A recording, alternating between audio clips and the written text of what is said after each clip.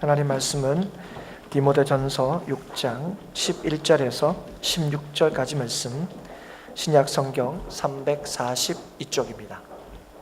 예수 믿는 자들을 일컫는 다양한 호칭들이 있습니다. 최근에도 이 호칭과 관련된 말씀을 나눈 것을 기억하고 계실 겁니다. 기억하고 계실 겁니다. 떠올려 보십시오. 10월 둘째 주 예수를 믿는다는 것이라는 제목과 또 10월 28일 성도의 삶의 관심이라는 제목으로 우리는 이렇게 이 설교를 시작한 그 설교를 아마 기억하실 거예요. 우리는 성도 또는 교인, 예수님의 제자 이렇게 불리기도 하고 또 서로를 그렇게 부르기도 합니다. 이런 호칭에 담긴 뜻, 그리고 거기에 부합되는 책임, 또 마땅한 모습, 그런 걸 생각하면 우리가 누구인가 하는 것을 다시 한번 깨닫게 되고 또 거기에 합당하게 살아야겠다 하는 마음이 들긴 하지만, 그렇다고 이런 호칭들이 그렇게 부담스럽지는 않습니다. 이런 호칭들, 제가 금방 얘기했던, 또 우리가 이전에 나누었던 성도란, 교인, 예수님의 제자, 이런 호칭들이 부담스럽지 않죠. 익숙하고 또 자연스럽기까지 합니다. 그런데 오늘 본문에서 등장하는 예수 믿는 자를 부르는 또 하나의 호칭은 그렇지 않은 것 같아요. 오늘 등장하는 호칭이 뭡니까? 하나님의 사람이라는 겁니다. 오늘 바울이 디모데를 하나님의 사람 이렇게 부르고 있죠. 그런데 하나님의 사람이란 말은 구약에서 이렇게 살펴보면 특별한 인물이나 또 특별히 선지자들에게 사용되던 그런 말이었다는 것을 우리가 쉽게 확인할 수 있습니다. 모세가 대표적인 인물인데요, 신명기 33장 1절에 보시면 하나님의 사람 모세가 죽기 전에 이스라엘 자손을 위하여 축복함이 이러하니라. 이제 모세를 하나님의 사람 이렇게 칭하죠. 그리고 모세가 지은 시편이 여러 시편이 있는데요, 특별히 시편 90편을 보시면 그 표제를 이렇게 달고 있습니다. 하나님의 사람 모세의 기도. 모세뿐 아니라 역대하 8장 14절에 보면 다윗을 하나님의 사람이다 이렇게 표현하고 있고, 또 열왕기하 1장 9절에 보시면 아합이 엘리야를 잡으려고 그의 신하들을 보내는데 그 신하들이 엘리야 선지자를 보고 하나님의 사람이여 이렇게 부르는 것을 우리가 보게 됩니다. 이제 구약에 나타나는 이 하나님의 사람이라는 이 호칭을 조금만 살펴보면 그냥 하나님의 백성을 일반적으로 일컫는 말이 아니라는 사실을 우리는 알게 됩니다. 그냥 보통 하나님의 백성을 하나님의 사람 이렇게 칭한 게 아니라 특별하게 하나님의 부르심을 받고 특별한 사명을 받은 사람들에게 하나님의 사람이라 이렇게 부르는 것을 우리가 보게 된다는 거죠.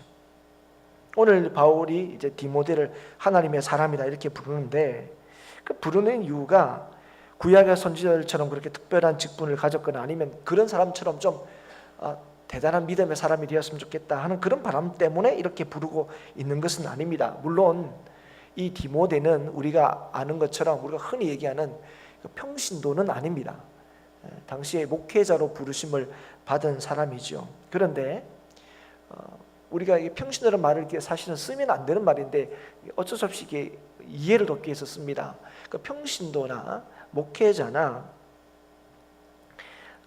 동일하게 맡겨진 중요한 사역이 있습니다. 그게 뭐냐면 복음을 전하는 거예요.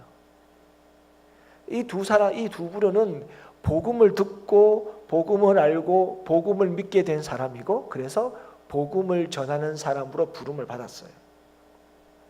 하는 역할들은 분명히 차이가 있어 보이지만 똑같은 게 하나 있습니다. 그건 복음을 전해야 된다는 거죠. 그래서 이 복음을 전하는 일로 부름을 받았다는 이 사실 앞에서는 이런 구별이 큰 의미가 없어 보인다는 거예요. 오늘 우리가 이 말씀을 읽으면서 하나님의 사람아, 오직 너 하나님의 사람아, 이렇게 이 구절을 읽을 때에 혹시 여러분 중에 목사님 잘 들으세요, 이거 목사님 들으라고 하시는 말입니다, 이렇게 생각하시면서 이 말씀을 이렇게 읽으신 분은 없을 겁니다. 또 없어야 합니다. 오늘 이 말씀은 예수 그리스도를 믿음으로 고백하는 우리들에게 주시는 하나님의 말씀이기 때문에 그렇습니다. 그래서 이 바울이 디모데전서 말고 또 한 디모데에게 보낸 편지가 또 하나 더 있죠. 디모데후서입니다. 디모데후서에 보시면 디모데후서 3장 17절에 성경을 주신 이유에 대해서 말씀하시면서 이렇게 쓰고 있죠. 이는 하나님의 사람으로 온전하게 하며 모든 선한 일을 행할 능력을 갖추게 하려 함이라. 무슨 말입니까? 성경이 목회자한테만 줬다는 얘기입니까? 아니죠. 예수 그리스도를 믿음으로 고백하는 모든 자들에게 주신 것이 성경이고, 그래서 이 하나님의 사람이라는 이 호칭은 바로 예수님을 믿는 자들에게 적용이 되는 호칭이라는 사실을 알 수가 있습니다. 그렇다 하더라도 이 하나님의 사람이라는 호칭은 사실은 좀 부담이 됩니다. 여러분 그렇지 않습니까? 오늘 제가 만약에 예배를 마치고 어느 분에게 하나님의 사람이요 이렇게 부르면 그걸 이렇게 자연스럽게 받아들이기보다는 목사님 또 무슨 말씀을 하시려고, 저 목사님 뭐 잘못한 게 있습니까? 왜 하나님 사람처럼 뭐 제대로 못한 게 있습니까? 그죠? 하나님의 사람이라는 이 호칭에 대해서 좀 자연스럽게 받아들이지 못할 게 너무 틀림이 없을 겁니다. 오늘 여러분 예배 마치고 식사하실 텐데 제가 그 앞에 앉아서 하나님의 사람이요 맛있게 드십시오 그러면 체하려고 그럽니다. 목사님 아마 그럴 분들이 아마 대부분이실 거예요. 하나님의 사람이란 말은 우리끼리도 잘 안 부르는 얘기이기도 하고, 또 그래서 잘 익숙해지지도 않고, 또 익숙하지 않았더라도 하나님의 사람이라는 얘기 들으면 그게 또 자연스럽게 받아들이지도 않습니다. 좀 뭔가 좀 부담돼. 뭘 또 하시는 말씀이 있나? 이런 느낌이 든다는 거죠. 그렇다면 우리가 앞서 잠깐 살펴봤듯이 구약에서는 아무에게나 쓰지 않는 이런 호칭, 그리고 그 호칭으로 불렸던 사람들의 삶을 이렇게 비교해보면 우리하고 비교가 아니라 오히려 대조해야 될 것 같은 그런 우리들에게 왜 하나님께서는 하나님의 사람이다 이렇게 사람이라고 부르시고 또 하나님의 사람으로 인정하고 계시냐 하는 것입니다. 그것은 우리가 예수 그리스도로 말미암아 하나님의 영원한 기업을 약속받았기 때문에 그래요. 쉽게 얘기하면 예수 그리스도를 믿는 믿음으로 하나님께서 우리에게 하나님의 나라를 약속하셨다는 사실을 우리가 믿기 때문에 그렇습니다. 그 약속이 우리에게 주어졌기 때문에 그래요. 11장에 보시면 히브리서 11장에 보시면 믿음으로 살다간 많은 믿음의 선진들의 인생을 우리가 보게 됩니다. 그래서 우리가 히브리서 11장은 여러분 별명이 있죠. 믿음장. 우리가 잘 알고 있습니다. 그 믿음장을 보시면 믿음의 선진들의 어떤 인생에 주목할 만한 일들, 그들의 믿음에 대해서 이렇게 잘 쓰고 있는 것을 우리가 보게 되는데요. 그런데 그들에 대해서 하는 우리가 참 조금 이제 이해할 수 없는 말이 있습니다. 그게 뭐냐면 그들은 믿음을 따라서 살고 믿음을 가졌지만 약속은 받지 못했다. 이런 말씀이 등장합니다. 히브리서 11장 13절에 보면 이렇게 말씀하죠. 이 사람들은 다 믿음을 따라 죽었으며 약속을 받지 못하였으되 그것들을 멀리서 보고 환영하며 또 땅에서는 외국인과 나그네임을 증언하였으니 12장에 가도 이런 말씀이 나옵니다. 이 사람들은 다 믿음으로 말미암아 증거를 받았으나 약속된 것을 받지 못하였으니 이런 말이 나옵니다. 그러니까 우리가 익히 이 성경을 통해서 잘 알고 있는 이 사람들이 다 믿음을 따라 살았다는 거예요. 그리고 죽을 때도 믿음을 따라 죽었다는 거예요. 그런데 이들은 그럼에도 불구하고 약속은 받지 못했다 이렇게 말씀하시는 거예요. 이 약속이 뭐냐? 그것은 예수 그리스도를 믿는 믿음으로 말미암아 주어진 약속, 영생이죠. 영원한 생명이죠. 이들은 이 앞선 믿음의 선지들은 이 약속을 받지 못했음에도 불구하고 믿음으로 살았다는 거예요. 그래서 믿음으로 살았기 때문에 이 땅만을 바라보지 않고 영원한 천국을 바라보며 살았다는 거예요. 그런데 하나님께서는 때가 차서 이 예수 그리스도를 이 땅에 드러내시고 비밀이신 예수 그리스도를 드러내시고 오늘 우리에게 예수 그리스도로 말미암아 구원 얻는 길을 분명하게 우리에게 보여주셨다는 거예요. 그리고 그 예수 그리스도를 믿게 하시고 그 예수 그리스도로 말미암아 주어진 약속된 영생이 우리의 것이 되게 하셨다는 거예요. 그래서 오늘 하나님께서는 우리를 뭐라고 부르시기를 주저하지 않으시는 거죠? 하나님의 사람이다. 왜냐하면 이 일은 절대로 인간의 어떠함으로 취소될 수 있는 것이 아니기 때문에 그렇습니다. 그러니까 하나님이 예수 그리스도를 믿게 하심으로 우리를 하나님의 자녀 삼으시고 그 자녀에게 영원한 하나님의 나라를 약속하신 이 일들은 절대로 취소될 수 없는 일이기 때문에 그렇게 부르심을 받고 그렇게 믿는 자들에게 하나님이 지금 뭐라고 부르시고 계시는 거죠? 하나님의 사람이다 이렇게 부르시는 거예요.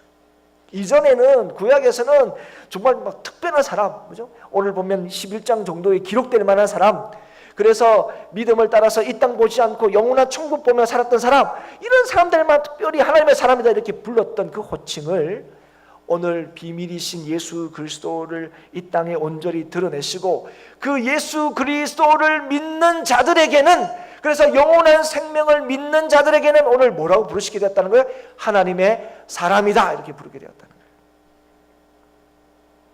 그래서 오늘 우리의 모습을 보면 오늘 20년, 30년 또 앞에 선 목회자임에도 불구하고 누군가가 하나님의 사람이요 이렇게 부르면 그 호칭 자체가 너무너무 부담되고 내가 그 이름으로 부를 만한 그런 자격이 있는가 싶은 생각이 들지만, 그러나 오늘 저와 여러분을 향하여 하나님께서는 하나님의 사람이라고 부르시기를 기뻐하신다는 것입니다.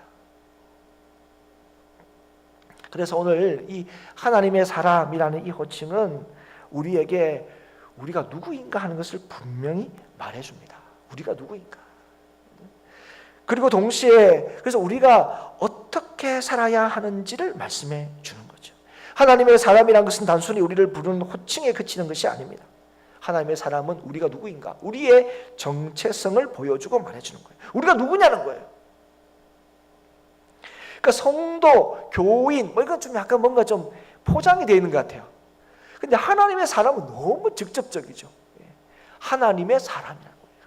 성도도 하나님의 사람이죠. 맞습니까? 교인도 하나님의 사람이죠. 예수님의 제자도 바로 하나님의 사람이에요. 동일하게 얘기하는 뭐야? 하나님의 사람이 성도일 수 있는 거고 하나님의 사람이 예수님의 제자가 될 수가 있는 거죠. 그런데 이 하나님의 사람이라는 이 우리 호칭, 우리의 이 정체성, 우리의 존재를 설명하는 이 하나님의 사람이라는 이 말은 우리의 노력이나 자격으로 취득한 말이 아닙니다. 믿음이라는 것이 우리의 결단이나 의지로 우리에게서 생긴 것이 아닌 것처럼 이 하나님의 사람이라는 이 말이 우리의 것이 되는데도 여기는 전혀 우리의 지분이라는 게 없어요. 우리의 노력으로 얻을 수 있는 게 아니라는 거예요. 하나님께서 주시는 거예요. 믿음을 선물로 주신 것처럼 믿음을 선물로 받은 우리들에게 하나님께서 하나님의 사람이라는 이 호칭을 우리에게 주신 거예요. 그래서 여러분 하나님의 사람이라는 얘기 들으면 쭈뼛쭈뼛해지는 거예요. 쭈뼛쭈뼛해지는 거예요. 만약에 이 하나님의 사람이라는 호칭을 내 어떤 자격이나 이 모습으로 뭔가 이렇게 불릴 수 있다? 절대로 그럴 수 없는 거죠. 만약에 우리의 자격으로 이 호칭을 얻어야 된다면 단 한 사람도 하나님의 사람이라는 이 타이틀, 이 호칭을 얻을 수 있는 사람은 아무도 없다는 것입니다. 그런데 하나님께서 우리를 그렇게 부르셨어요. 그냥 부르신 게 아니죠. 우리를 그렇게 부르실 수 있도록 어떻게 하셨습니까? 독생자 예수 그리스도를 우리를 위하여 아끼지 않고 내어주셨다는 거예요. 우리를 얼마나 사랑하신지, 그 사랑이 어떻게 드러났는지, 어떤 일로 통하여 비로소 우리가 하나님의 이 사람이라는 얘기를 듣게 되었는지 우리는 알아야 합니다. 그래서 하나님이 우리를 하나님의 사람이라 부를 수 있게 하셨고, 그래서 우리도 서로를 그렇게 부를 수 있게 된 것이죠. 사랑하는 여러분, 사랑하는 하나님의 사람들이여, 이게 좀 약간 어색하긴 한데 여러분 여기 앉아있는 모든 분들이 바로 하나님의 사람인 줄 믿습니다. 우리의 자격으로는, 우리의 모습으로는 지난 일주일에 살았던 우리의 삶의 여러 가지 상황들을 볼 때는 우리가 과연 하나님의 사람일 수 있을까 싶은 생각이 들지만, 여전히 이 자리에 주 앞에 나온 예수님을 믿음으로 하나님을 예배하러 나온 여러분들에게 하나님께서 오늘도 여러분을 향해 이렇게 얘기하시는 거예요. 하나님의 사람이요. 그래서 하나님의 사람이란 말은 그저 호칭으로 그쳐지는 것이 아니라 삶으로 드러나야 합니다. 하나님의 사람이라는 이것이 실제로 우리의 삶에서 확인이 되어야 한다는 거죠. 확인이 되어야 한다는 것입니다. 하나님의 사람이라는 정체성을 가진 사람은 그래서 하나님의 사람답게 살아야 합니다.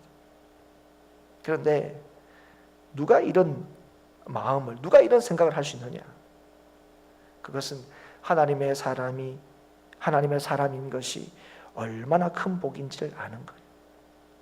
이렇게 불리는 이 일이 얼마나 놀라운지를 알아요. 그걸 아는 사람이에요. 이 은혜가 웬 은혜인지, 웬 말인지, 하나님이 나를 하나님의 사람으로 인정하시고 부르시다니, 일들이 나에게 얼마나 큰 은혜인지, 얼마나 큰 놀라운 일인지를 알아야 우리가 비로소 하나님 백성답게, 하나님 사람답게 살아야 한다는 그런 마음을 가질 수 있다는 거예요. 이 일은 전적으로 하나님의 은혜로 된 일인데, 여러분, 우리가 살아가면서 은혜를 입으면 가지는 마음들, 또 하는 말이 있습니다. 여러분, 은혜를 입으면 무슨 말 합니까? 은혜 잘 받았어, 이렇게 얘기합니까? 아니죠. 누군가에게 은혜를 입으면 그 은혜를 어떻게 하려고 합니까? 반드시 갚겠다고 얘기합니다. 그리고 뭐라고 얘기합니까? 나에게 은혜 베푼 사람들에게 직접 갚을 수 없을 때는 그 다음에 어떻게 합니까? 나에게 베푸신 그 사람의 은혜를 따라 내가 은혜를 베풀며 살겠다고 얘기합니다. 그래서 여러분, 인생에서 받은 은혜가 크면 클수록 그 사람들에게 있는 당연한 반응이 뭔지 아십니까? 그 은혜는 갚으며 살아야 되겠다는 것이죠. 여러분, 은혜 중에 가장 큰 은혜가 여러분 뭐라고 생각합니까? 인생에 있어서 가장 큰 은혜, 아마 대부분이 동의를 하실 텐데요, 그건 부모님의 은혜입니다. 부모님의 은혜를 경험하지 못한 사람도 그 은혜를 그리워하죠. 부모님의 은혜보다 더 큰 것이 없다. 우리가 그런 노래도 있지 않습니까? 하늘 아래 그 무엇이 부모님의 은혜보다 높고 바다보다 넓겠냐는 거예요. 이런 거 다 우리가 노래하고 또 알고 있습니다. 그런데 여러분, 그 은혜를 오늘도 잊어버리지 않고 그 부모님의 은혜를 갚으면서 살고 있습니까? 이건 조금 다른 얘기예요. 그러면 아니, 부모님의 은혜는 우리가 알지요. 그런데 지금 그 부모님의 은혜를 따라서 살고 있느냐, 이런 문제는 좀 다르게 받아들입니다. 그러니까 왜 그러냐 하면 그 은혜가 얼마나 큰지는 알고 있지만 그 은혜가 얼마나 큰지를 자꾸 잊어버리고 있는 거예요. 시간이 지날수록. 그래서 시간이 지나면요, 애들이 뭐라는 줄 어떻게 생각하는 줄 아세요? 지가 태어나자마자 지가 기저귀 갈고 지가 분유 태워 먹은 것처럼 말해요. 여러분, 그렇지 않습니까? 그 엄마 아빠가 나한테 뭘 해줬냐, 이런 얘기는 그 뭐죠? 지가 다 알아서 큰 것처럼 생각해요. 그게 왜 그렇습니까? 이걸 잊어버려서 그래요. 그런데 여러분, 이런 일들을 깨달을 때가 몇 번씩 있습니다, 인생에. 특히 여자분들은 언제 이걸 깨닫습니까? 아이를 낳을 때 그렇죠. 아이를 낳고 키우고 할 때 누가 제일 먼저 생각납니까? 엄마가 제일 먼저 생각나죠. 엄마도 이랬을까? 이랬겠죠. 나도 우리 애처럼 이렇게 말을 지지리도 안 들었을까? 자라고 1시간 동안 안고 있어도 결국 안 자고, 그죠? 엄마도 나를 이렇게 막 갖다 던지고 싶었을까? 그죠? 이런 생각을 하면서 결국 어디, 그죠? 안 다치고 이렇게 건강하게 자라고 이렇게 아이까지 낳고, 그죠? 그럼 이제 어머니의 은혜를 이렇게 이제 다시 한번 이렇게 기억이 되죠. 남자들은 또 언제 그런 생각이 듭니까? 보통 군대 갔을 때입니다. 군대 갔을 때, 힘들 때, 특히 화생방, 여러분 아신지 모르지만 이게 공간에 가스 주입해서 막 이렇게 괴로워하는 거, 여러분 TV에서도 한 번쯤 보셨을 거예요. 그럴 때 이렇게 눈에 이런 게 들어가면 빨리 씻어내야 되고 해야 되죠. 그럴 때 이제 하는 게 있습니다. 조교들이 하는 게 있죠. 나와서 어떻게 할지 모르는 사람들에게 뭐합니까? 어머니의 은혜, 이거 부르라 그래요. 그때 막 엄마 생각해요, 막. 그래서 눈물이 안 날 수가 없죠. 그러니까 원래 눈이 따가워서 나오는 눈물에다가, 아유, 나 엄마를 잊어버리고 살았던 자신의 이 불효막심함, 꼭 그날 밤부터 편지 써요, 이렇게 대부분. 그래서 여러분 대부분 군대에서 받은 편지가 유일한 편지일 때가 많죠, 여러분. 거의 대부분 그렇습니다. 그럴 때 되면 이제 다시 한번 기억이 되죠. 이제 엄마의 은혜. 그러면 또 이제 군대 갔다 와서 일주일 정도는 얼마나 잘하는지 몰라요. 초조가 나오면 깨우지도 않는데도 일어나고 오죠. 그래요. 그래, 그게 전부입니다, 여러분. 또 잊어버리죠, 엄마의 은혜는. 왜 그렇습니까? 사실 너무 커서 그래요. 사실은 이게 헤아릴 수 있는 기회가 별로 없어서 그래요. 여러분, 오늘도 예배 가운데 여러분과 저를 하나님께서 부르신 이유가 뭔지 아십니까? 그 은혜를 잊어버리지 말고 살라고요. 후회하지 말고 살라고요. 오늘을 주께 주신 은혜를 따라 살라고요. 그래서 그 은혜 우리에게 주신 기쁨과 평안 중에 살라고 오늘 여러분과 저를 이 자리에 부르신 거예요. 우리가 사실은 부모님 밑에 자꾸 후회 언제 합니까? 더 이상 뭐 어떻게 할 수 없을 때 후회하잖아요. 후회할 때. 아유, 뭐 조금 더 잘해드릴 건데. 그만큼 여러분, 이 부모님의 은혜라는 게 여러분 그만큼 큰 거예요. 평소에 맨정신은 이건 잘 헤아려지지가 않는 거죠. 그래서 오늘도 하나님을 예배할 때도 영과 진리로 예배하는 얘기가 바로 그거예요. 그래서 우리도 마찬가지로 하나님께 받은 은혜가 얼마나 큰지를 자꾸 잊어버리는 거예요. 그 은혜를 알지 못하면 그 은혜를 따라 살고 싶은 마음이 없어요. 여러분, 그래서 계속해서 말씀을 통하여 십자가의 은혜를 얘기하는 거예요. 예수 그리스도의 십자가를 묵상하는 얘기가 뭐냐면 그게 뭐 그냥 2000년 전에 그 일이 있었다가 아니라 오늘 우리가 하나님의 자녀가 된 거, 오늘도 우리가 하나님의 사람이 된 거, 오늘도 하나님을 믿으며 사는 일들이 얼마나 참 큰 은혜인지 잊지 말라고 오늘 그 십자가, 이 복음에 대해서 끊임없이 얘기하는 거예요. 이걸 알지 못하면 오늘 하나님의 사람이라는 이름은 부여받았지만 하나님 사람답게 살려고 하는 그 생각은 없게 되는 거죠. 하나님의 사람답게 사는데 별로 관심이 없습니다. 하나님의 은혜를 모르면. 그러면 어떻게 사는 것이 하나님 사람답게 사는 것인가? 누가 하나님의 사람인가? 오늘 그걸 말씀하신 거. 이거는 뭐냐면 이렇게 사는 사람들이 또 어떤 사람이가 하나님의 은혜를 잊지 않는 사람이라는 거예요. 하나님의 은혜를 잊지 않는 사람들은 이렇게 살려고 한다는 거예요. 이렇게 사는 사람들이 하나님의 은혜를 따라 사는 사람들이라는 거예요. 하나님의 사람답게 사는 거라는 거죠. 제일 먼저 뭘 얘기하는 겁니까? 예수 그리스도의 말씀과 경건에 관한 교훈을 따르지 않는 것들을 피하는 사람. 주님께서 하지 말라는 것, 그 피하는 사람. 이 하나님의 사람에게는 어떤 일이 먼저 있어야 되느냐? 주께서 원하지 않는 것, 주께서 하지 말라는 것, 그거 피하는 인생이 하나님의 사람답게 사는 인생이라는 거예요. 그게 여러분 첫 번째 하나님의 사람의 모습이에요. 근데 오늘 보시면 11절에 오직 너 하나님의 사람아 이것들을 피하고 이렇게 하시는데, 이것들은 직접적으로 어떤 것을 가르치냐면 직전의 말씀과 관련되어 있는 겁니다. 직전의 말씀에 일단의 이 결론이 뭐냐면 6장 10절입니다. 여러분 눈으로 한번 보실까요? 돈을 사랑함이 일만하게 뿌리가 되나니 이것을 탐내는 자들은 미혹을 받아 믿음에서 떠나 많은 근심으로써 자기를 찔렀도다. 이것들을 피하다. 이것들이 뭐냐면 돈과 관련된 것들이에요. 만족하지 못하는 것, 욕심을 따라 행하는 것, 그래서 돈을 사랑하는 것, 이런 것들을 피하라는 거예요. 근데 여러분 이게 참, 여러분 이게 하나님의 말씀이지만 이 말씀이 여러분 아멘이 되십니까? 이게 좀 힘듭니다. 아니 돈을 피하라니요. 돈의 길목을 몰라서 지금 답답해 죽겠는데 돈이 나를 피하는 것 같아요. 돈이. 우리가 지금 하나님 앞에 기도하는 중요한 내용 중에 뭡니까? 하나님 돈이 어디로 지나가는지 좀 알게 해달라는 거예요. 여러분 제 얘기가 틀렸습니까? 예. 우리는 돈이 어디로 지나가는지 좀 알고 싶어요. 예. 그래서 막 누구를 막 덩쳐먹고 이러지는 않지만 돈이 지나가는 길물이 이렇게 있으면, 그죠? 예. 그래서 뭐 돈 버는 사람들이 그런 얘기 하더라고요. 그런 거 보면 돈의 길목을 뭐 이렇게 발견해라 뭐 이런 거. 거기에서 그죠? 돈을 쫓아가면 돈은 도망가고 돈을 앞에서 기다려야 된다. 뭐 이렇게 말은 편한 것 같은데, 쉬운 것 같은데, 그게 왜 나는 그 길목을 한 번도 발견한 적이 없냐는 거예요. 여러분 이게 참 쉽지 않아요.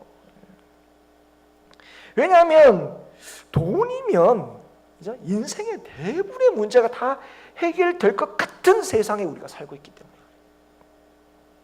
여러분 이게 오늘도 세상이 우리에게 주는 강력한 메시지입니다. 여러분 그런 얘기 많이 들어보셨죠? 돈 없으면 친구도 없고 가족도 없다. 여러분 이 얘기가 여러분이 오랫동안 이 땅을 살면서 은연중에 알게 된 진리 아닌 진리고, 그래서 여러분이 자녀들에게 은연중에 얘기하게 되는 진리 아닌 진리입니다. 돈 없으면 친구도 가족도 없다. 여러분 사실 인간관계에서 이해관계가 없는 게 뭡니까? 친구예요. 인간관계에서 진짜 이해관계가 없는 거, 그게 가족이에요. 원래 가족 친구는 뭐 있고 없고가 아니죠. 그런데 지금 뭐라 그래요? 이렇게 이해관계를 따지지 않는 친구나 가족조차도 뭐가 없으면, 돈이라는 이 이해관계가 없으면 뭐라고요? 친구도 없고 가족도 없다고. 사랑하는 여러분, 이게 오늘도 세상이 우리에게 가르치는, 우리에게 강력하게 전달하는 메시지입니다. 그래서 여러분 우리가 뭐합니까? 그래요. 그래서 돈 벌려고 하는 거예요. 그래서 돈 벌려고 하는 거예요. 돈 없으면 뭐 자식도 없어요. 그렇지 않습니까? 이제는 뭐 이런 얘기 너무 식상해요. 자식들한테 미리 돈 주지 마라. 유산 물려주지 마라. 책도 나와요. 책도 나. 자식들에게 지혜롭게 재산을 물려주는 방식들. 그죠? 공증은 어떻게 써야 되며. 그리고 효도를 구체적으로 적시하라. 그죠? 일주일에 2번. 여러분 이 얘기 처음 들어보셨어요? 자녀들은 1년에 몇 번은 꼭 대동하고 부모의 집에 찾아올 것. 이런 것들을 다 적시하는 거예요. 그래야 내 재산에 눕게 된다고 닉게 된다. 이런 거예요. 옛날에는 그래 너 잘 섬기면 이 재산 다 네 줄게 이러니까 돈을 찾을 수가 없는 거예요. 그래서 이게 안 되면 자동적 계약 파기이기 때문에 나중에 뭐 다투고 할 필요도 없대요. 왜 이런 참 씁쓸한 이 일들이 왜 자꾸 일어납니까? 돈 없으면 친구도 없고 가족도 없다는 말이 진짜 이 세상을 지배하고 있기 때문에 그렇습니다. 그래서 많은 걸 희생해서라도 돈을 벌려고 하죠. 친구가 뭔 소리입니까? 20년, 30년 친구가 뭡니까? 당장 돈 때문에 친구도 배신하고 그러죠. 수십 년 살았던 이웃이 뭐가 필요 있습니까? 자기 돈 때문에 뭐 그것도 다 이제 해버리는 거죠. 그런 일들이 우리 주위에 얼마나 많습니까? 그래서 어떤 식으로 하든 돈을 벌어야 돼요. 돈 없는 인생만큼 그렇게 그죠? 힘없는 인생이 없고 그렇게 이제 정말 실패한 인생이 없더라 이렇게 생각하잖아요, 여러분. 그러나 오늘 하나님께서 뭐 하시는 거예요?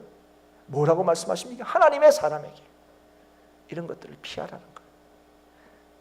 세상에 이런 목소리를 피하라는 거예요. 돈을 사랑하는 건 그래서 일만하게 뿌리다 이 얘기를 하시는 거예요. 돈이 우리의 삶을 만족해 줄 것이다. 돈이 우리의 인생의 문제를 해결해 줄 것이다. 그렇게 절대로 생각하지 말라는 거예요. 이런 생각을 피하라는 거예요. 여러분 우리가 다 그렇잖아요. 돈이면 다 된다. 그래서 하나님도 뭐 하는 거야? 돈 주세요 이렇게 얘기하는 거지. 하나님의 뜻이 무엇인지, 하나님 오늘 나에게 어떻게 역사하실 것인지 이거에 대한 생각은 없어요. 하나님 저 돈 주세요. 여러분 자식들에 대해서 언제 제일 속상합니까? 부모의 마음, 부모의 생각, 부모의 뜻 이런 것보다 엄마 그러니까 돈 달라고요. 이럴 때 여러분 제일 속상하지 않습니까? 기승전 돈, 효도하는 것도 돈, 찾아오는 것도 돈, 전화해 주는 것도 돈, 다 돈이에요. 뭐. 아이고 얘가 좀 철들어가 싶은데 돈. 그죠? 멀리 가서 공부하는데 엄마 요즘 별일 없었지? 그래 웬일이 네가 전화를 안 와? 돈. 여러분 그럴 때 어떤 말이 됩니까? 부모는 그렇죠. 돈 줄 수 있죠. 근데 여러분 섭섭하죠. 전화를 받는데 엄마 목소리가 막 갈렸어요. 그러면 누가 봐도 엄마 아프고 이랬는데, 그죠? 엄마 아파요. 이런 얘기 안 하고 엄마 너 돈 필요해서 이렇게 다 이런 거죠. 그거 하지 말라는 거예요. 여러분 어떻습니까? 여러분 지금 여러분은 이 인생에서 지금 가지고 있는 문제들이 여러분 있을 텐데 해결될 문제가 있을 텐데 여러분 그 문제를 어떻게 하면 풀 수 있을 거라고 생각합니까? 모르긴 몰라도 대부분이 돈이 있으면 거의 다 해결될 문제의 가능성이 굉장히 높습니다. 그런데 왜 그 하나님께서 안 주실까요? 세상의 전부를 다 하나님 거다 이렇게 말씀하시는 하나님이 왜 안 주실까요? 왜냐하면 그 돈이 우리를 편안하게 할 수는 있지만 우리의 인생을 만족해 할 수 있는 것이 아니기 때문에 그렇습니다. 여러분 우리는 그 돈이 우리의 인생의 문제를 해결할 거라고 생각하지만 절대로 그럴 수 없다는 거예요. 그렇게 생각하는 게 뭐예요? 그렇게 속는 거예요, 여러분. 그게 속는 거예요. 그래서 돈이면 다 된다, 이런 것들을 피하라는 거예요. 돈이면 우리 인생에 만족이 있다, 이걸 피하라는 거예요. 둘째로 하나님은 하나님의 사람이 피할 것도 있지만 적극적으로 따라야 하는 것도 있다고 말씀하시는 거예요.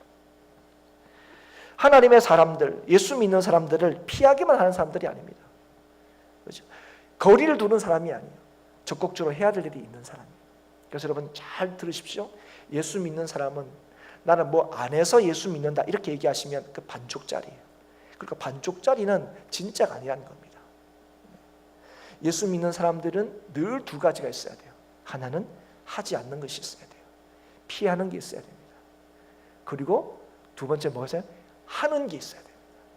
하지 않는 건 뭘 하게? 하나님께서 하지 말라는 건 하지 않으려고 애를 쓰고, 해야 되는 건 뭐죠? 하나님께서 하라고 하는 것을 하는 것. 그게 하나님의 사람이죠. 오늘 하나님께서 뭐 하라고 그러십니까? 의와 경건과 믿음과 사랑과 인내와 온유를 따라라, 이게. 뭐 이거 하나하나를 다 살피면 뭐 오늘 설교도 한 2-3시간 가는 거죠. 전체적으로 설명하면 이렇습니다. 하나님의 사람은 공의를 따르고 하나님을 닮아가기를 힘쓰며 믿음과 사랑을 추구하며 어떠한 불행과 고난에도 흔들리지 않고 견디며 다른 사람들의 아픔까지도 안아줄 수 있도록 힘을 써야 된다는 거예요. 이게 이 말씀이에요. 이게 하나님의 사람으로서 해야 될 일이라는 거예요. 하나님의 사람들의 삶에서 이런 것들이 있어야 된다는 거죠. 그런데 여러분, 우리가 지금 이 일들을 적극적으로 하고 있습니까? 지난 한 주간 동안에 여러분 이 일들, 그죠? 이 일들 위하여 애를 쓰신 기억이 있으십니까? 왜 우리는 이런 일들에 별로 관심이 없습니까? 왜 이런 일들을 하지 않습니까? 목사님이 참 이 땅에서 이렇게 하기가 쉽지 않죠. 예, 어렵습니다. 그러나 더 본질적인 이유가 있습니다. 어려워서 안 해요. 여러분, 어려워서 안 합니까? 아니죠. 여러분, 애들이 엄마 공부 어려워요. 그럼 하지 마라, 그렇게 얘기합니까? 그럼 학원 보내줄까? 참고서 사줄까? 과외시켜줘? 그 어려움을 극복해내려고 뭐 자꾸 하잖아요. 엄마 나 공부 어려워요. 그래, 사람이 다 쉬울 수는 없지. 그럼 하지 마라. 너 공부는 네가 안 해. 이렇게 얘기하는 부부 누가 있습니까? 하다 안 되면 그런갑다, 이제 결국 받아들이지만. 왜 안 하느냐? 그거 해서는요 안 행복할 것 같거든요. 그래서 그렇습니다. 오늘 의와 경건과 믿음과 사랑과 인내와 온유를 힘쓰는 인생, 그게 좀 멋진 인생일 수 있을까 싶은 생각이 드는 거예요. 어려운 것도 사실이지만 그렇게 하면 뭐죠? 신나야 되잖아요. 그렇게 하면 내 삶에 의미가 있고 가치가 있고 그렇게 돼야 될 것 같은데, 이렇게 살면 이거 계속 이게 힘든 거 아닌가 싶은 생각이 확 든다는 거죠. 여러분, 그래서 우리는 심지어 이 강단에서 부자가 되라 하는 말씀에는 마음이 얼마나 움직이는지 모르는데, 거룩하게 살라는 설교에는 마음이 그렇게 움직이지 않아요. 여러분, 교회는 그렇죠? 거룩하게 살고자 하는, 왜 그렇습니까? 하나님이 거룩하셔서 우리를 거룩하다 하셨기 때문에 오늘도 거룩하게 살고자 하는 사람들이 모인 곳이고, 그래서 거룩해 살려고 몸부림치는 것인데, 그런데 우리가 뭐라고 얘기합니까? 그렇게 얘기하면 사람들이 안 모인다고 얘기해요. 그렇게 얘기하면 목사님, 교회가 부흥이 안 돼요, 그렇게 얘기해요. 여기 문제가 뭐 있습니까? 하나님이 함께 하시고, 그죠? 하나님이 함께 하시는 그 증거를 뭘로 자꾸 파악하려고 그러는 거죠? 뭘로 자꾸 평가하려고 그러죠? 사람이 얼마나 모이느냐, 얼마나 모이지 않느냐, 이걸로 자꾸 판단하려고 한다는 거죠.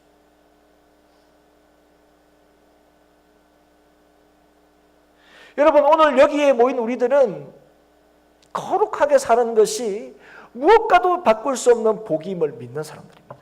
믿으십니까? 더 많이 가지는 것에 우리의 복이 있는 것이 아니라 세상의 전부이신, 전부를 가지고 계신 그 하나님을 따라서 거룩해져 가는 것이 우리의 인생의 목표이고 우리의 인생의 복이고 우리의 인생의 기쁨이라는 사실을 믿는 사람이에요. 그런데 그게 잘 안 되니까, 오늘도 하나님의 능력으로만 일이 되니까 오늘도 하나님 앞에 나와서 주님께 은혜를 구하고 능력을 구하는 사람이 바로 저와 여러분인 것이죠. 여러분, 그런데 여러분 교회 어떻게 나온 분들이 많습니까? 잘 살려고, 많이 가지려고 오는 사람들이 너무 많다는 거예요. 여러분, 예수님께서 공생애 가운데 오병이라는 놀라운 기적을 일으키셨을 때 사람들이 예수님을 한꺼번에 주목하는 계기가 되었어요. 얼마나 많은 사람들이 예수님의 그 기적을 보고 수없이 몰려들었습니다. 여러분 복음서를 보면 사람들 확 모일 때가 바로 그때입니다. 예수님이 오병이어로 5,000명을 먹이셨대요. 수많은 사람들이 예수님을 왕으로 삼으셨습니다. 이런 능력이 어디 있습니까? 예수님을 왕 삼으면, 예수님께로 오면 뭐합니까? 자기에게는 문제가 없을 거예요. 자기는 넉넉할 거라는 사람들이 막 몰려들었습니다. 예수님께로 가면 많은 문제가 해결될 거라고 생각해서 그를 왕 삼으려고 했습니다. 그런데 그렇게 떡을 먹어서 배부른 까닭에 예수님을 찾는 자들에게 예수님께서 뭘 말씀하셨습니까? 내가 누구인지를 말씀하신 거예요. 내가 너희들 먹어서 배불리게 온 사람이 아니고 영원토록 배불리게 온 하나님으로부터 온 산떡이라고 예수님이 누구신지를 말씀해 주셨어요. 그 말씀을 듣고 사람이 어떻게 했습니까? 다 흩어졌습니다. 그런데 여러분, 예수님의 제자에게 주신 은혜가 뭔지 아십니까? 그래서 예수님께서 그 제자들, 12제자들에게 너희도 갈래? 이렇게 물었습니다. 그럴 때 제자들의 고백이 뭐였습니까? 하나님께서 그에게 주신 은혜가 뭡니까? 생명의 말씀에 주께 있으니 우리가 어디로 가겠습니까? 우리가 사는 길에 어딘가 주님께 있다는 거. 그 말씀에 있지. 하나님께서 그저 오병에 주는 그 떡에 우리의 생명이 있는 것이 아니라 주님의 말씀에 주님의 생명인데 우리가 어디로 가겠습니까? 이 고백을 한 거예요. 물론 그 제자들도 나중에 뭐합니까? 예수님 때문에 한 자리 차지하려고 뒤닥뒤닥 싸웠죠. 그러나 나중에 이 고백이, 자신들이 한 이 고백이 뭔지를 알게 되는 거죠. 그래서 나중에 어떻게 됩니까? 예수님 때문에 한몫 잡으려고, 예수님 때문에 한 자리를 하려고 올라온 그 예루살렘에서 다시금 부활하신 예수님을 만남으로 인해서 뭐 하게 됩니까? 그 예수님 때문에 고난받는 것을 오히려 기뻐하게 돼요. 그 제자들의 모습을 우리가 보게 되는 거죠. 여러분, 이게 세상이 감당할 수 없는 사람들인 거예요. 그래서 여러분, 이 믿는 자를 통하여 하나님께서 세상을 바꾸신다고 말씀하시는 거예요. 오늘 우리가 하여금 세상으로 가라고 얘기하는 거고, 오늘 우리가 예수 그리스도를 믿는 믿음으로 세상으로 가자고 얘기하는 거예요. 그래서 여러분, 우리에게 있어야 될 게 있습니다. 그게 뭔지 아십니까? 믿음의 선한 싸움입니다. 여전히 세상이 얘기하는 메시지, 그리고 하나님이 우리에게 주시는 말씀. 그러나 세상은 있다가 없어질 것이고 하나님은, 그 말씀은 영원히 변하지 않는 그 하나님의 말씀으로 믿음의 선한 싸움을 싸워야 한다는 거예요. 그게 세 번째 하나님의 사람의 모습입니다. 오늘도 믿음의 선한 싸움을 싸우는 사람들이죠. 싸움은 뭐 말 그대로 치고받고 싸우는 걸 얘기하는 게 아닙니다. 비유죠. 치열한 인생을 얘기하는 거예요. 치열한 경기나 경주를 말하는 거죠. 모든 게 다 그렇지만 특별히 경기는 어떻습니까? 경기에서 중요한 게 뭐죠? 규칙을 잘 지키는 거예요. 달리기 하면 빨리 가는 게 중요하죠. 그러나 빨리 가는 것보다 중요한 게 뭡니까? 규칙대로 빨리 달려야 되는 거죠. 그래서 디모데후서 2장 5절에 경기하는 자가 법대로 경기하지 아니하면 승리자의 관을 얻지 못할 것이다, 이렇게 말씀합니다. 이건 상식이죠. 아무리 빨리 달렸다 할지라도 규정대로 하지 않으면 달려온 그 길, 그 마침이 다 헛되다는 거예요. 이게 하나님께서 오늘 저 여러분에게 하시는 말씀이에요. 아무리 많이 가졌다고, 아무리 대단한 평가를 받는다고, 아무리 사람들이 우러러 본다고 법대로 하지 않으면 달려왔던 길, 그 마침이 다 뭐요? 다 헛되다는 거예요. 그런데 하나님의 사람이 법대로 하는 게 뭡니까? 하나님의 사람이 법대로 할 때 하게 되는 게 뭡니까? 그게 선한 싸움이에요. 선한 싸움이 뭐죠? 하나님이 하지 말라는 것 피하고 하나님 하라는 것 예를 쓰는 거예요. 말씀대로 하면 손해볼 것 같고, 또 실제로 말씀대로 해서 손해볼 때도 있지만 말씀대로 살려고 하는 것, 그것이 바로 믿음의 선한 싸움이라는 것이죠. 여러분, 우리의 성도의 삶의 목표는 더 높이 올라가고 더 많이 가지는 게 아닙니다. 거룩하게 사는 것이죠. 그래서 오늘 선한 싸움을 싸우려고 할 때에 우리는 우리에게 주어진 길을 다 달려갈 수가 있게 된다는 거예요. 여러분, 우리의 인생 길을 다 달려간다는 게 뭡니까? 어떤 사람은 그죠? 어떤 인생은 장거리 인생일 수도 있습니다. 어떤 인생은 그죠? 그 인생과 좀 비교하면 중거리 인생도 있어요. 우리에게 달려갈 길들이 다 주어져 있습니다. 그런데 여러분, 우리가 누구든지 바울처럼 그 마지막 때에 내가 달려갈 길을 다 달려갔다고 얘기할 수 있기 위해서는 어떤 길을 걸어야 되는 거예요? 주님께서 주신 길, 주님께서 주신 방식대로 그의 삶을 살아갈 때에 우리는 그 마지막 날에 얘기할 수 있는 거예요. 나는 내 달려갈 길을 다 달려갔다고. 이게 아니면 늘 걱정이죠. 주님은 오늘은 안 부르셨으면 좋겠고 내일은 안 오셨으면 좋겠어요. 사랑하는 여러분, 이게 영생을 취한 자답게 사는 거예요. 우리는 천국 간다 그렇게 믿잖아요. 이게 천국 간다고 믿는 사람들의 삶이 이런 거죠. 천국 간다고 믿는 사람의 삶은 하나님께서 선한 인생으로 인정하신 삶이에요. 그 증거가 뭡니까? 의와 경건과 믿음과 사랑과 인내와 온유를 힘쓰며 그걸 추구하며 사는 사람들이에요. 이게 하나님의 사람으로서 사는 거죠. 그럼 이 땅에 사는 날 동안에 주님께서 오시는 그날까지 계속되어야 되는 거예요. 오늘 인생의 어떤 지점에서만 있는 게 아니라 끊임없이 우리의 삶에서 이 일들이 계속되어야 돼요. 그럴 때 하나님의 사람으로 하나님께서 살게 하시고 주께서 주신 은혜를 잊지 않게 된다 하는 것입니다. 그러면 왜 하나님의 사람은 이렇게 살아야 되는가? 숱한 어려움과 힘든 상황 속에서도 피해야 할 것은 피하고 구하고 쫓아야 할 것은 따르고 선한 싸움을 왜 싸워야 하는가? 우리가 대답하죠. 하나님이 우리를 구원하셨으니까요. 하나님이 우리를 하나님의 사람으로 삼으셨으니까요. 근데 그 하나님이 어떤 분이시라고 얘기하십니까? 15절 보십시오. 6장 15절. 기약이 이르면 하나님이 그의 나타나심을 보이시더니 하나님은 복되시고 유일하신 주권자이시며 만왕의 왕이시며 만주의 주시요 오직 그에게만 죽지 아니함이 있고 가까이 가지 못할 빛에 거하시고 어떤 사람도 보지 못하고 또 볼 수 없는 이시니 그에게 존귀와 영원한 권능을 돌릴지어다. 여러분, 우리가 믿는 하나님이 바로 이 하나님이시죠.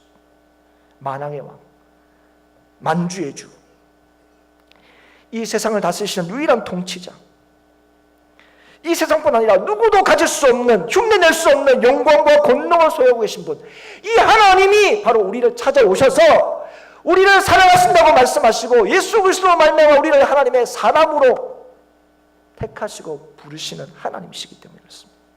그래서 이걸 믿는다면, 우리의 결국을 안다면 어떻게 우리가 이 하나님의 사람답게 살지 않을 수 있겠습니까? 어떻게 인생의 소망이 하나님의 사람에게 있다는 사실을 말할 수 있지 않겠습니까? 많이 가진 사람이 아니고 높은 사람이 아니고 하나님의 사람만이 참으로 복된 인생이라고 어떻게 말하지 않을 수 있겠습니까? 근데 문제는 이걸 모르니까, 하나님이 어떤 분이신지 모르니까, 나를 찾아오셔서 사랑한다 이렇게 말씀하시는 하나님이 어떤 분이신지 모르니까 자꾸 잊어버리니까, 그 하나님께서 오늘 나에게 베푸시는 은혜가 얼마나 놀라운지를 자꾸 망각해버리니까 오늘 우리는 하나님 사람답게 사는 일에 관심도 없고 하나님 사람답게 사는 게 그저 힘들 뿐이죠. 그러나 사랑하는 여러분, 오늘도 하나님께서 이 놀라운 역사를 통하여 우리를 하나님의 사람으로 만드신 그 하나님, 이 세상 천지를 만드시고 이 세상 천지를 하나님의 뜻대로 하시는 그 하나님이 오늘도 우리를 구원하시고 우리를 하나님의 사람으로 살게 하시고 하여 그 능력을 사용하신다는 사실을 기억할 수 있기를 축복합니다. 오늘도 하나님의 관심은 우리가 하나님을 믿으며 하나님의 사람답게 사는 데 있어요. 그게 하나님의 관심이십니다. 얼마나 하나님 앞에 많이 드리냐가 얼마나 거룩한 삶으로 주께 나아가고 있느냐, 이걸 하나님께서 굉장히 주목하고 계신다는 거죠. 사랑하는 여러분, 우리는 하나님으로 설명되고 하나님으로 다루어지는 사람입니다. 우리의 능력들을 보면 아무것도 아닌 것 같고 내가 생각하고 내가 하는 일을 보면 그게 뭐 대단한 일일까 싶은 생각이 들지만, 그러나 오늘 하나님은 우리를 하나님으로 설명하라고 얘기해 주셨어요. 어디 가면 너 하나님의 사람이라고 얘기하고 다니라고요. 부끄럽지만 왜 근데 우리가 하나님의 사람일 수 있어요? 이게 은혜로 된 거거든요. 네가 어떻게 하느냐에 따라서 결정되는 것이 아니라 네가 어떻게 믿느냐에 따라서 결정되는 인생으로 부르심을 받았거든요. 그래서 내가 사는 인생이 아니라 내 안에 주께서 사시는 인생임을 믿을 때 우리는 하나님의 사람으로 살 수 있어요. 하나님의 사람으로 살려고 하는 거죠. 세상 사람들이 다 옳다고 얘기해도 하나님이 아니라고 하면 그 피하는 사람들, 세상 사람들은 그렇게 살면 큰일 날 거라고 얘기하지만 하나님께서 그렇게 살라 하면 그렇게 사는 사람들, 거기에 인생의 진짜 복과 기쁨이 있다는 사실을 믿는 사람들. 하나님은 우리를 하나님의 사람이라고 말씀하시기를 주저하지 않으시고 기뻐하시며, 그래서 오늘 우리에게 하나님의 사람답게 살아가기를 명하고 계십니다. 오늘 사랑하는 여러분, 여기 앉아있는 우리 모두 정말 예수 그리스도께서 나의 구주이심을 고백하고 하나님이 나의 아버지이심을 고백한다면 오늘 우리는 하나님의 사람임에 틀림이 없습니다. 그런 우리들에게 하나님께서 말씀하시는 거예요. 우리의 삶에서 하나님의 사람으로서 하나님의 사람답게 그 모습들이 나타나야 한다는 거예요. 이 말씀에 아멘으로 화답함으로 우리를 향하신 하나님의 선하신 뜻이 성도가 하나님의 사람답게 사는 모든 일들이 온전히 드러나는 것을 보고 누릴 수 있기를 축복합니다. 그래서 여러분, 우리의 삶이 막 겨우 우리 인생 하나 이렇게 책임 못 지고 사는 것처럼 보이지만 오늘 우리 인생의 삶을 존귀와 영광한 영원한 권능을 하나님께 돌리는 인생으로 부르셨다는 사실을 오늘도 여러분 기억하셔서 오늘 하나님이 일이 내 삶에 일어날 수 있기를 원합니다. 오늘은 하나님을 증거하고 하나님을 보여주는, 그래서 세상을 두려워하는 것이 아니라 하나님의 뜻대로 세상을 바꾸는 하나님의 사람으로 오늘 살게 하여 주옵소서. 주 앞에 부르짖음으로 하나님께서 친히 여러분의 믿음을 통하여 역사하시는 하나님을 보여주는 행복한 교회와 우리 모든 성도들이 될 수 있기를 주님의 이름으로 축복합니다.